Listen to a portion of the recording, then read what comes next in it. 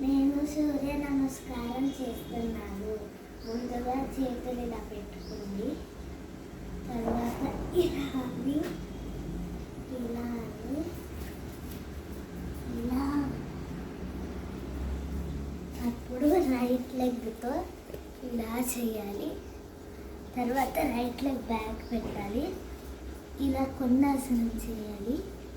తర్వాత ఇలా ఉండాలి. తర్వాత ఇలా మళ్ళీ లెఫ్ట్ లెగ్తో ఇలా చేయాలి. తర్వాత మళ్ళీ బ్యాక్ పొజిషన్స్.